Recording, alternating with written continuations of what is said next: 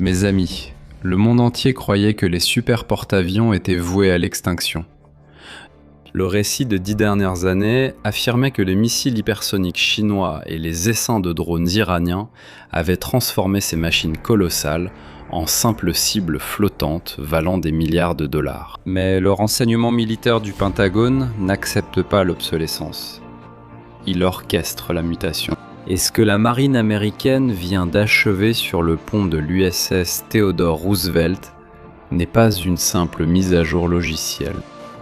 Ils ont redessiné les lois de la physique et de la guerre maritime. Le porte-avions n'est plus un navire, il vient d'évoluer en vaisseau-mer robotique. Ça, mes amis, ça change le rapport de force dans le Pacifique et au Moyen-Orient. L'USS Theodore Roosevelt, géant de la classe Nimitz, est officiellement devenu le premier super porte-avions nucléaire de l'histoire à intégrer, avec une capacité opérationnelle totale, le centre de guerre aérienne sans pilote, le UAWC. C'est le nouveau cerveau numérique de l'escadre. Et prêtez attention à l'impact tactique de tout cela. Pendant que les grands médias débattent de l'efficacité des drones bon marché en plastique achetés au marché noir et lancés par des milices, les États-Unis intègrent un centre de commandement autonome à l'intérieur d'un réacteur nucléaire flottant. Le monde pensait que les dinosaures d'acier allaient mourir étouffés par la nouvelle technologie. Mais les Américains ont prouvé que le prédateur alpha des océans avait simplement trouvé une nouvelle façon de chasser. Et pour que vous compreniez la panique que cette mutation provoque à Pékin et à Moscou, nous devons examiner l'anatomie de cette machine. Ne considérez pas l'USS Theodore Roosevelt comme un simple navire de transport. C'est une véritable cathédrale de guerre. Nous parlons de 100 000 tonnes métriques d'acier militaire brut traversant les océans, propulsés par 2 réacteurs nucléaires qui fournissent une énergie pratiquement infinie. C'est un morceau de territoire souverain américain qui se déplace à plus de 50 km/h, transportant une ville flottante de 5000 âmes. Regardez le niveau du blindage. Il ne navigue pas sans défense. Cette cathédrale est couronnée par des couches et des couches de défense antimissiles. Des canons phalanx brutaux à tir rapide, jusqu'aux missiles intercepteurs 6 Sparrow, conçus pour pulvériser toute menace osant traverser son espace aérien. Mais faites attention à la géographie de la guerre. Le vaisseau-mère ne navigue jamais, en aucune circonstance, seul. Les médias profanes se concentrent uniquement sur la taille du porte-avions et ignorent l'escorte létale qui l'entoure. L'USS Theodore Roosevelt est la pièce du roi sur l'échiquier. Et autour de lui, le Pentagone érige une bulle de protection impénétrable de centaines de kilomètres de diamètre. C'est le redouté groupe aéronaval, le groupe de combat de porte-avions. Nous parlons d'un mur tridimensionnel d'acier, de silicium et d'uranium. Et de quoi ce mur est-il composé, me demandes-tu ? Eh bien, mes amis, juste devant et sur les flancs du porte-avions, glissent les croiseurs lance-missiles de classe Ticonderoga et les destroyers de classe Hallerburg. Ces navires sont équipés du système de combat Aegis, le cerveau de la défense antiaérienne qui, jusqu'à présent, n'a été surpassé par aucun ennemi des États-Unis. Et si la Chine ou l'Iran lançaient une salve de missiles ou un essaim de drones, le système Aegis suit des centaines de cibles simultanément dans l'espace et lance des intercepteurs qui pulvérisent la menace dans la stratosphère, avant même qu'elle n'effleure la peinture du vaisseau-mère. Ce ne sont pas seulement des boucliers. Leurs tubes verticaux sont remplis de missiles Tomahawk, prêts à dévaster le territoire ennemi. Et le siège ne s'arrête pas à la surface. Regarde le niveau d'orchestration.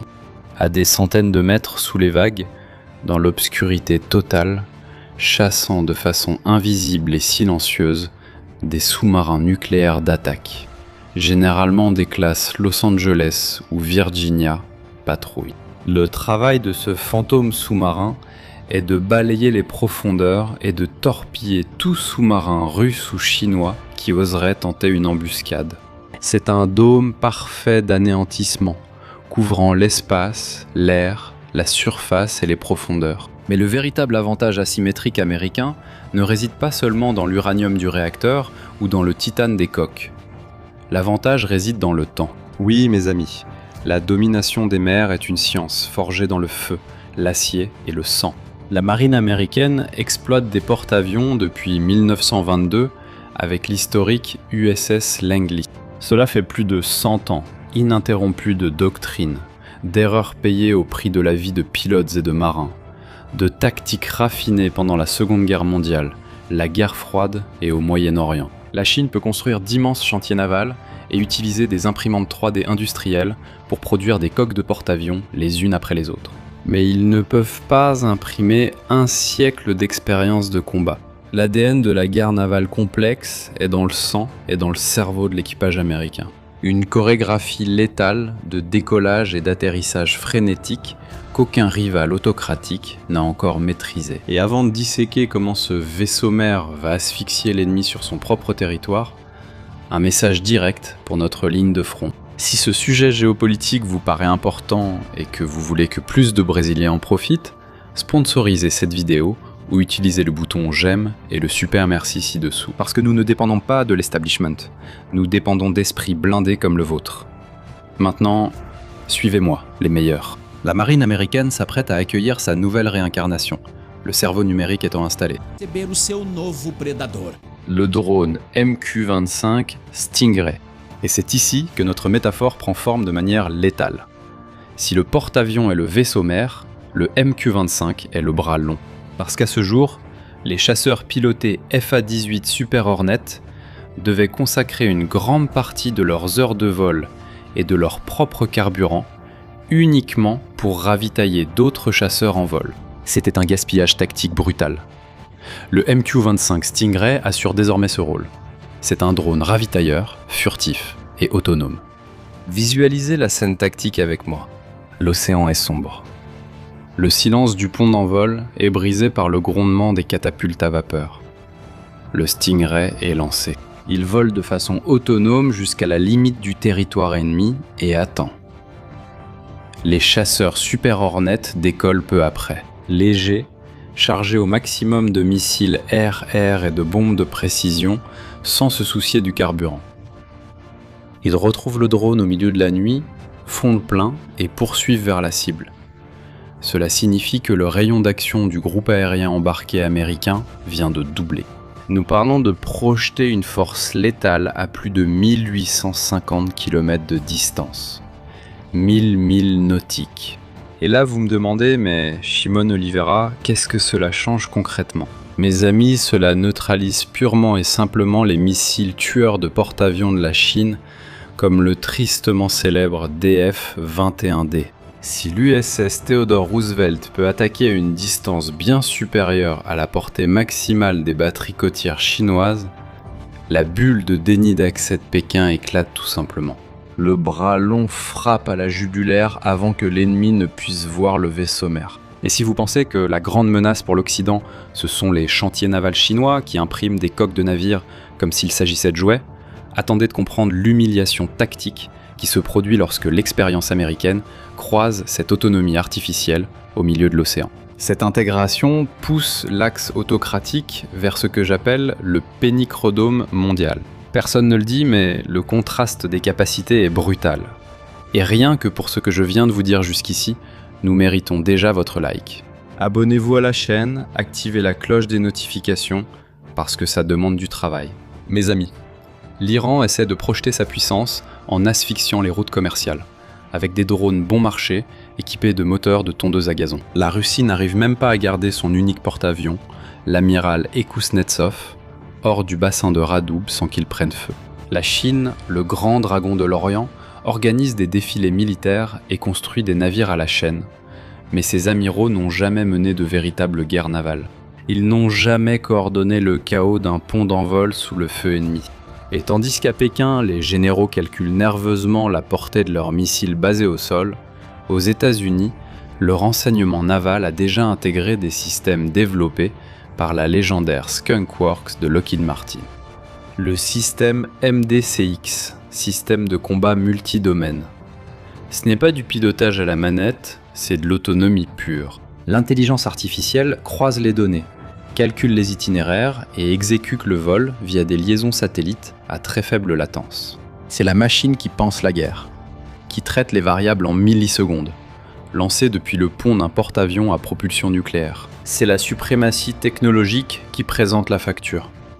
Et faites attention, nous entrons dans une période troublée.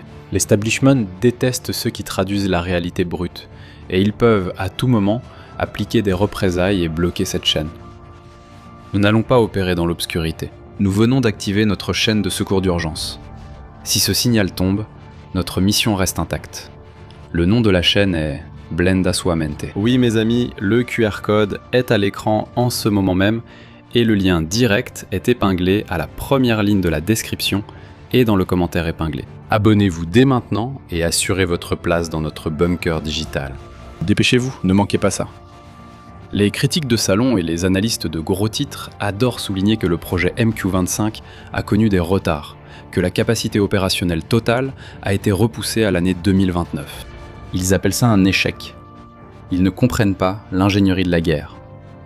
L'année 2029 n'est pas le fruit de l'incompétence. C'est la rigueur absolue de ceux qui n'acceptent aucune défaillance catastrophique sur le champ de bataille. Pensez à la physique extrême de cette opération. Imaginez essayer de faire atterrir un drone invisible, sans pilote humain, pour ressentir le retour d'informations aérodynamiques aux manches. Sur une piste en acier de moins de 100 mètres qui avance, qui bouge de côté à l'autre, et qui monte et descend sur 3 axes différents, au milieu d'une tempête nocturne dans l'océan Pacifique. 1 millimètre d'erreur dans l'algorithme signifie explosion, perte de milliards de dollars et vie humaine fauchée sur le pont. Les tests qui ont déjà connecté le drone au système de contrôle de l'USS George W. Bush et au système de l'USS Abraham Lincoln prouvent que la marine maîtrise le chaos pas à pas. La vision stratégique du Pentagone pour les années 2030 est terrifiante pour n'importe quel rival. Un groupe aérien embarqué, composé de plus de, regardez bien, 60 d'aéronefs non pilotés. L'ennemi n'affrontera plus des humains fatigués, mais des essaims autonomes infatigables ravitaillés en vol, orchestrant un siège total. La marine américaine ne fait pas que se défendre. Elle crée les outils pour asphyxier l'ennemi dans sa propre cour, sans mettre la vie de ses pilotes en danger. Et si ce que l'USS Theodore Roosevelt teste aujourd'hui provoque déjà la panique dans les cercles militaires de Pékin et de Moscou, attendez de comprendre la prochaine phase de cette évolution. Le Theodore Roosevelt de la classe Nimitz n'est qu'un laboratoire de transition. Ce qui sort des chantiers navals américains en ce moment même, c'est le super porte-avions de la classe Ford. Il ne s'agit pas seulement d'une coque plus grande. Nous parlons d'une structure qui sort déjà de l'usine avec 23 nouvelles technologies de rupture intégrées directement dans son système nerveux. Les nouveaux réacteurs nucléaires de la classe Ford génèrent presque 3 fois plus d'énergie électrique que la classe précédente. Et savez-vous pourquoi ils ont besoin d'autant d'énergie ? Ce n'est pas uniquement pour alimenter les nouvelles catapultes électromagnétiques. C'est parce que ces nouvelles cathédrales de guerre ont été conçues dès la première plaque d'acier avec un objectif brutal: abriter, transporter et lancer des essaims de drones. La classe Ford a déjà été construite pour être le vaisseau-mère ultime. Elle est déjà conçue pour intégrer des drones autonomes et des cerveaux numériques massifs. Ils préparent des ponts entiers. Pas seulement pour des chasseurs pilotés par des humains, mais aussi pour des escadrons robotiques infatigables qui décollent en réseau, coordonnés par l'intelligence artificielle, pour saturer et détruire les défenses aériennes de n'importe quelle nation de la planète. C'est la fusion absolue entre la puissance nucléaire millénaire et le cerveau numérique implacable du futur.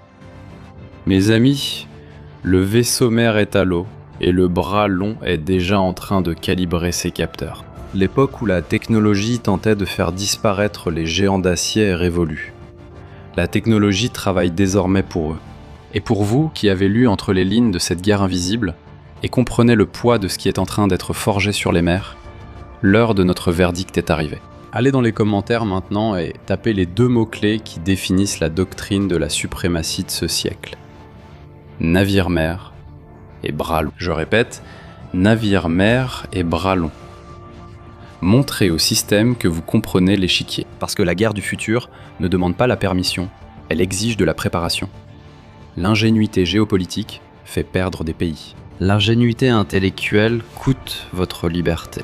La survie militaire et la survie de votre entreprise obéissent exactement aux mêmes règles brutales. Ce que la marine des États-Unis a compris, c'est que ceux qui ne projettent pas une force à longue portée finissent fatalement par être engloutis par leurs rivaux. Et dans le jeu d'échecs mondial, ne pas avoir de capacité de frappe à longue portée signifie la mort de votre flotte. Sur le marché libre, pour vous qui êtes entrepreneur ou grand spécialiste de votre secteur, ne pas projeter votre autorité numérique équivaut à une sentence sommaire d'asphyxie. Ce qui tourmente le plus un professionnel d'élite, c'est de savoir qu'il excelle, offre la meilleure prestation, possède la plus grande connaissance, mais reste invisible, pendant que des concurrents superficiels dominent l'algorithme et gagnent des millions. Vous fonctionnez comme un navire sans radar. Vous devez devenir le vaisseau mère de votre propre niche. Générer une autorité incontestable exige une intelligence narrative et une distribution redoutable. Avec 50 millions de vues par mois ici sur les réseaux sociaux, nous avons prouvé sur le terrain que votre identité ne peut pas être externalisée. Le propriétaire doit monter en première ligne. Et si vous voulez développer votre portée et briser cette invisibilité, le moment est venu. Venez percer la bulle avec moi, le 16 août. Je vais organiser une immersion 100% présentielle, ici dans mon studio à Curitiba, mais j'ai souffert de la réalité. L'opération est limitée et il ne reste que 2 places. Et quand la dernière sera prise, la porte en acier se fermera définitivement. QR code à l'écran, le lien sécurisé est dans le premier commentaire et la description. Cliquez maintenant, je vais vous montrer comment percer cette bulle qui vous retient. Et une série fantastique sur la guerre vient tout juste de sortir en streaming. L'intégration entre la guerre du futur et la Première Guerre mondiale se déroule en ce moment en Ukraine. Et vous qui me suivez, vous le savez très bien. Et sur notre chaîne, avec des conseils de séries et de films, j'ai laissé une liste pour vous avec des séries et des films sans chichi, sans prise de tête. Pour les vrais durs, il suffit de cliquer et d'en profiter avec votre famille. Alors foncez là, le lien est dans la description, dans le commentaire épinglé et dans la fiche.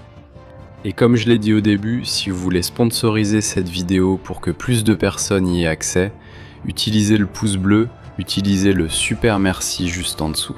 Vous pouvez aussi devenir membre exclusif de la chaîne et avoir un accès anticipé à nos vidéos. Et pour vous qui êtes analyste d'élite et qui voulez rester en avance sur la foule, oui, cliquez et rejoignez notre bunker dans Intelligentsia.